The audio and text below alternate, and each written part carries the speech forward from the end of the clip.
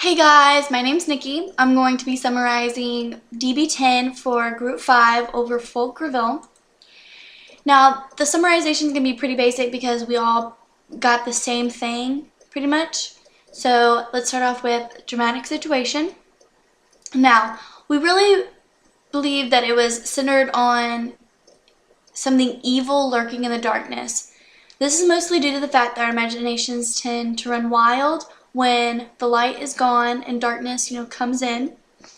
Tyler even said that mentally unstable people are more susceptible to these types of encounters because they do tend to have their imaginations running more wild than mentally stable people.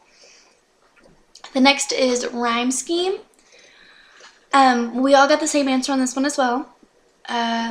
It was like the one we read for DB8 and for Shakespeare. It was a simple AB, AB, CD, CD, EF, EF, and a GG. Now, the next are the subjects. We all agreed on these as well, and they were kind of hard to decipher because the poem is difficult to read. But what we got was for gives in line 5, we picked the eye or sight because it gives the body an alarm for the inward sense. That's what it says in the poem. For confounds in line 7 and forge and raise in line 8, we picked fear. Fear is really the main subject of the poem. That's why I picked it, and that's what I got from reading the poem. The next is argument. We pretty much said that as night falls, we begin to hear and see creatures that we think are in the darkness. In reality, they aren't there, and it's just really our imagination, conjuring up these things that it wants us to see and, kind of scaring us. Now, the theme and the paradox. Valerie says that the theme was human mindset of evil lurking in the darkness. This really matches the summarized theme, which was, as darkness falls, creatures begin to come out and begin to mess with people. Now, the paradox is that the demons, or, the evil creatures lurking in the darkness aren't actually there.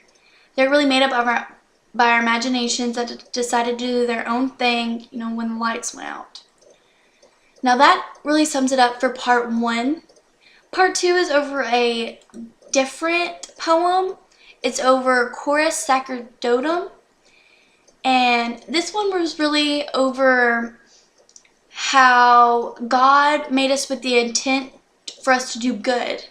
But living in the world that we do with all the temptations, it is hard to live a good and moral life. So really we aren't doing what God intended, but what we want to do. This is also really the paradox of the thing, because even though God made us for good, we're not doing good because we have all these temptations and they're wearing us down, and we're going to do what we want to do. We've kind of just left God and really are just doing our own thing. That pretty much sums it up for the summarization. Thanks for watching.